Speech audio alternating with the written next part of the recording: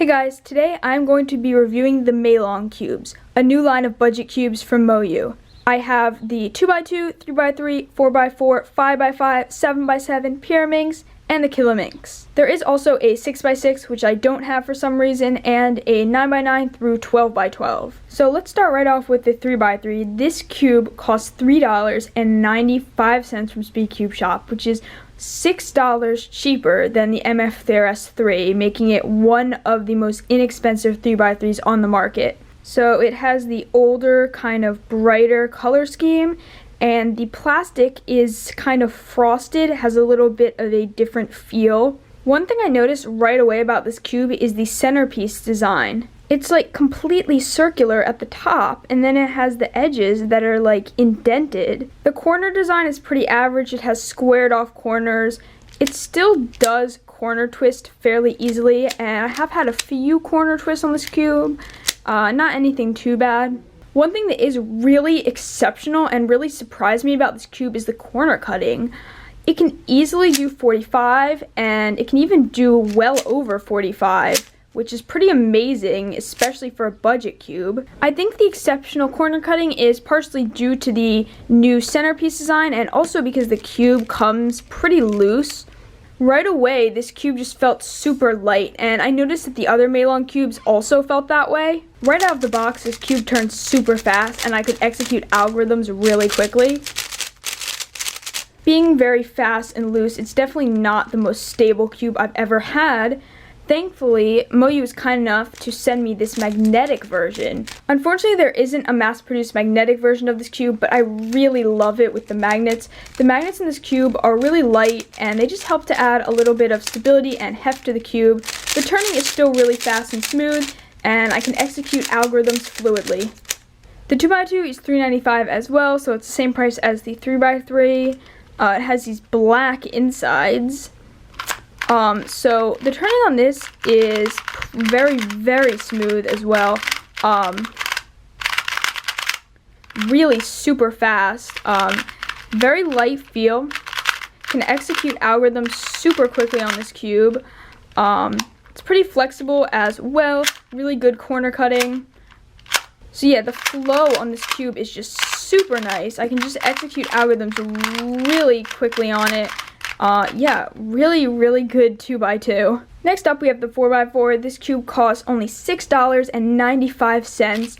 Right out of the box, it felt pretty light as well. The turning is very smooth. It's a bit more slower and controllable than the 3x3, I'd say. I mean, still pretty fast turning, but a little more stable. I have gotten a few like catches on this cube if I'm turning really fast, but overall, it's a pretty nice cube. So I also got a magnetic version of the 4x4, also not mass produced. The magnets really do add some heft to this cube. You can definitely feel a difference. The turning is still really fast. The outer layers still turn really lightly, really effortlessly. I just find that my turning on this cube is really accurate. I don't get any like lockups or problems like that.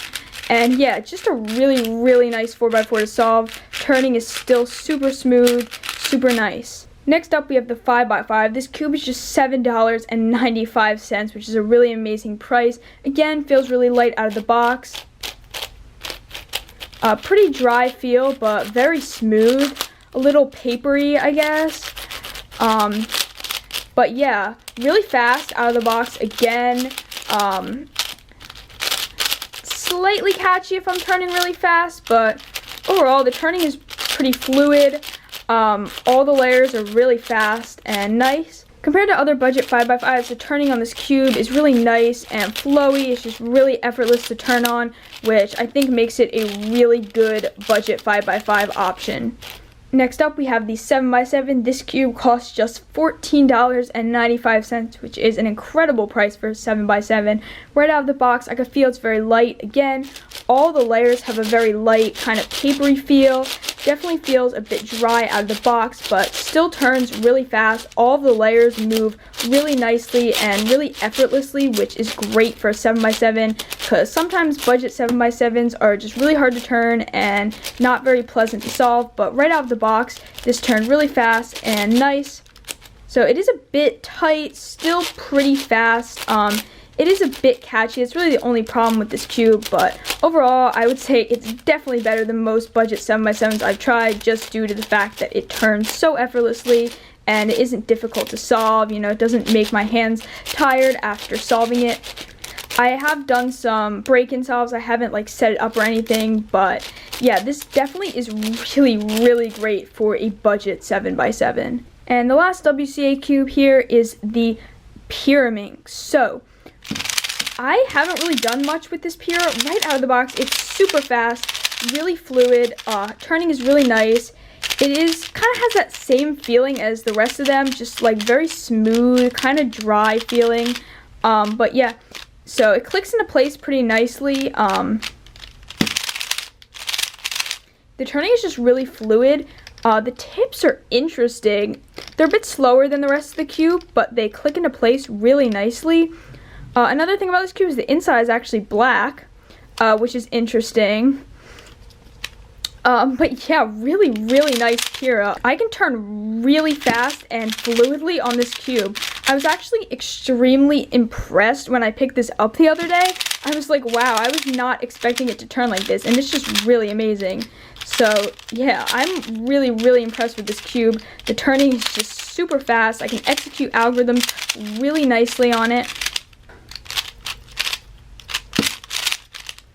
Yeah, so this is just really nice. I mean, definitely my favorite budget Pyraminx. I mean, it really turns amazing.